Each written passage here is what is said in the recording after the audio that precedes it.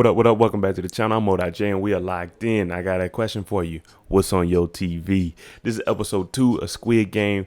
And let me tell you, this whole show makes you think twice about playing red light, green light, or even letting your kids play red light, green light. Because if they bringing out them guns, oh man, I might not even move on green. But before we get into this episode, shout out to the notification gang. If you're new to the channel and you'll be a part of it, hit your subscribe button, turn on your notification bell so you get something every time I upload. Hit that like button. It's the easiest thing you can do. Now, we kind of got all of our characters. We got 101, the bully. We got 218, the smart thinker. We got 456, our star. We got 067, the pickpocketer. And we got 001, the old man that seems like he kind of knows what's going on, but he doesn't know what's going on. So let's jump into it. This is episode 2 of Squid Game. It's the beginning of the episode. We have 456 people participating in red light, green light, and half of them gone. So what they're doing here is they're putting them in boxes. They're getting rid of the bodies. They're starting to harvest their organs because, hey, if we're going to get rid of the bodies, we might as well make a little bit of money on the side. So this whole Squid Game is kind of like, hey, we're playing on the poor. You know what I'm saying? See what they do? If they're in debt, hey, come win some money. But if you lose, we own you. These people are ruthless. One of the bodies, they weren't dead. They're trying to get out the box. You hear him? Man, dude come over with the mask on. Toot, toot, toot, toot. Put them nails in there. No, sir. You are not getting out of this box. Game 1 is over. Everyone's in here just sitting down. But the pink hoodie guys, I'm going to call them the Koopa Troopers, they ain't playing around. They come in here and it's like, wake up. Me personally, I wouldn't have been sitting on the ground. I'd have been in one of them beds relaxing, because if the next game is anything like the game we just played, I need to have all the energy I can. Out of the 456 players, 255 died. We have 201 people left. So y'all need to get focused and get prepared, because if half of the people died after one game, man, I can only imagine what's coming after the next. That first game was a little bit too much. You got people in here begging, please let me go. I'll pay off my debt. Y'all ain't got no money. Y'all ain't paying this debt off. I'm looking at them like, come on, man. You didn't pay it before you got here. What makes you think we gonna trust y'all to pay off this debt? Now, these people signed consent laws. And what this is saying is consent 1, hey, you got to play the game.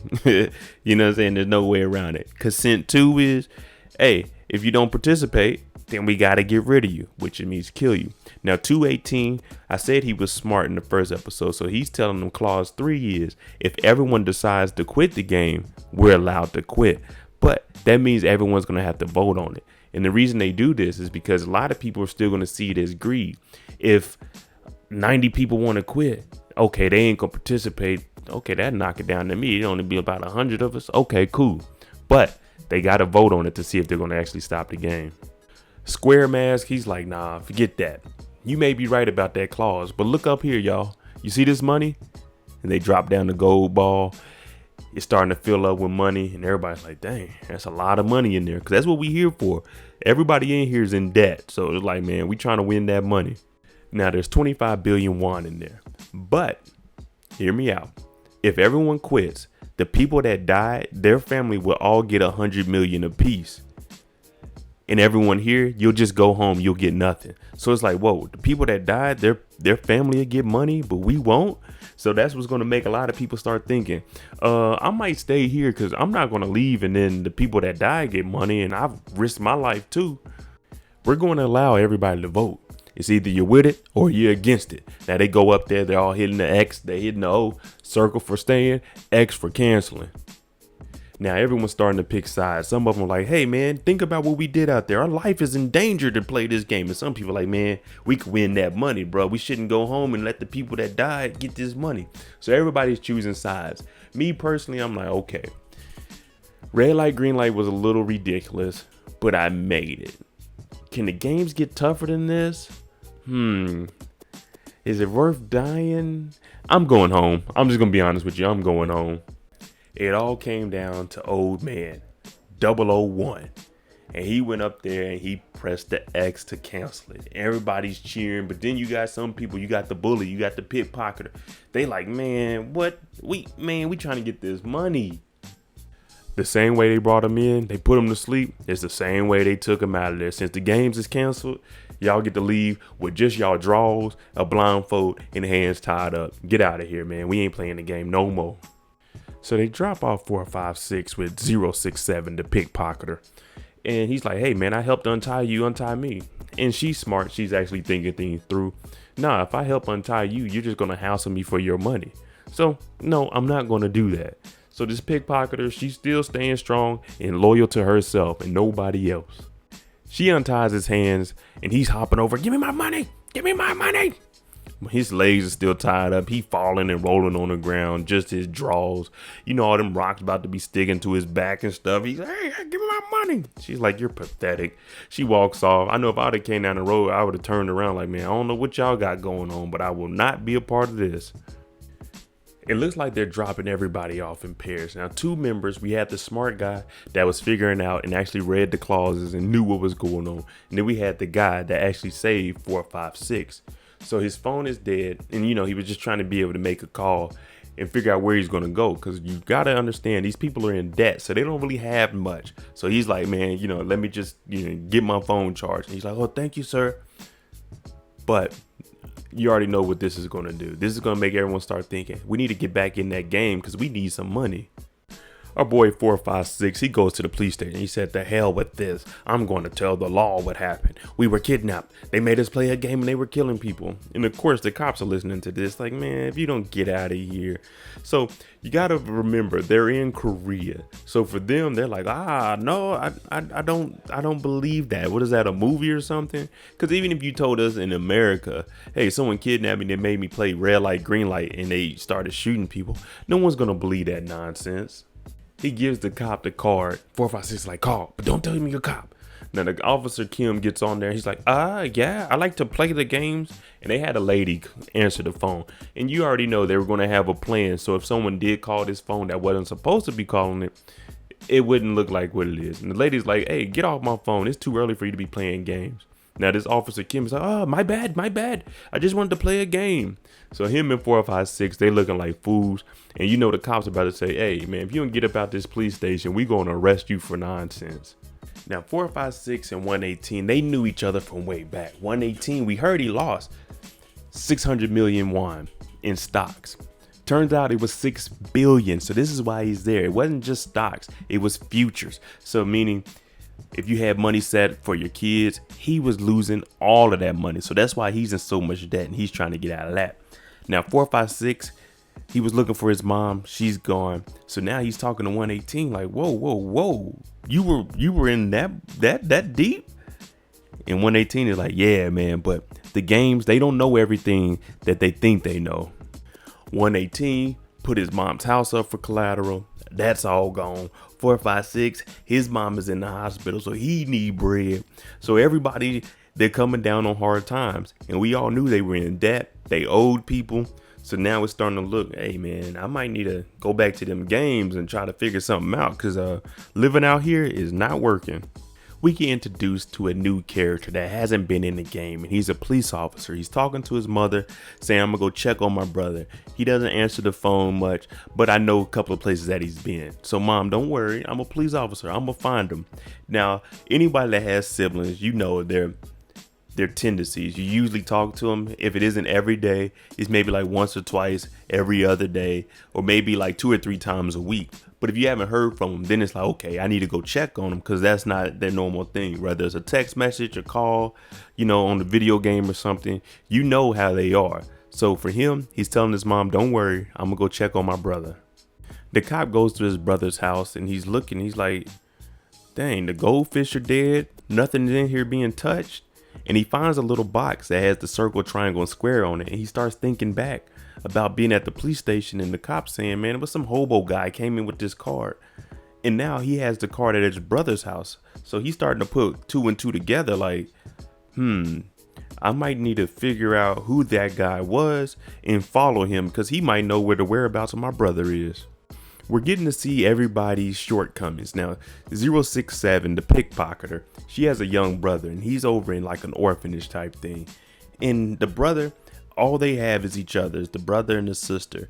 And he doesn't want to be at this orphanage. And she's just saying, I don't have the money to get you out of here, but I'm going to do some things to get you, get you out of here and to be back with me. And that's what I was saying. You're seeing everybody needing money. So this is what's going to force everybody to go back to playing the game to have a potential chance to win all of that money. I told you, Detective Wong, he goes up there like, hey, Kim, I need that guy's name, any kind of whereabouts about him. And Kim is like, why? Do you know him? Is he your friend? He's like, hey, it looked like somebody I know, bro. Like, don't talk to me. Just give me the information because I need to go ask this guy some things. Now, Detective Wong is really trying to figure out where his brother is. And this guy might know since they both had the same card. Now, 067, not only is she trying to get her little brother, she's also trying to get her parents to come over from North Korea to South Korea. If you don't know about the history of North Korea, they aren't seeing eye to eye. Kim Jong-un runs the North. Then you have the South, which is, we have Americans over there, and it's more civilized than the North. So she's trying to get her family over. And it's kind of what you hear with crossing the Mexican border. You got to pay some money to actually get across, to actually be safe and leave North Korea. So that's what she's trying to do here. And they're telling them to get them across the river, it's going to cost a little bit of money. But one thing we know about 067, the pickpocketer, is she don't play around and she gonna get in them pockets. So she throws some stuff on her. She puts that knife to her like, you get it? You gonna do what I say. And she also pickpocket him and gets on out of there. 118, he's on the run. We know he lost 6 billion won. So they got the feds coming to his mom like, hey, we're looking for him for wire fraud and all kinds of other crimes. So if you find him, let us know and tell him to come to us. Now he's sitting in the bathtub. I'm talking about full suit on, letting the shower just rain on him. But he gets out of this because he hears some ringing at the doorbell. And it's another card with a triangle, circle, and square on it. Now everything is going downhill again. 001 meets up with 456 and they're like, what a coincidence. We meeting each other here. So 001, I'm thinking he has a little bit more going on in this show than what we're seeing. Yeah, he's older. He has a tumor and he seems like he has dementia, but it seems like he knows too much because he did a hell of a job at that first game. 101, our bully. Now he's back on the streets. He got his little gang with him, his little crew. And he's just talking to him. He's talking bad to him too, but we know he doesn't care. He's whooping on girls. He's fighting old men. It doesn't matter 101. And he's just telling his crew like, hey, I'm going back. I'm going to get that money. Now, no one believes anybody when they tell you that we're playing a game for millions and billions of won. But he's like, listen, I'm telling you exactly what I'm telling you. This is the truth. 456, our boy, he's at the end of the road. He's like, man, I don't have nothing to lose. He goes back over to his ex's house and he's like, look, I need some money. I need some money now.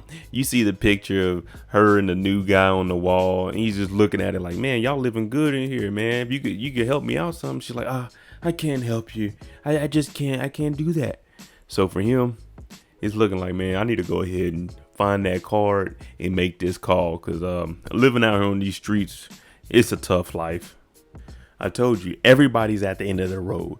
Now they decide, hey, I got to go back and play this game. I got to get some money. Living as a bum, living as a person in debt is not the way to go. So they all outside, they looking at their clocks.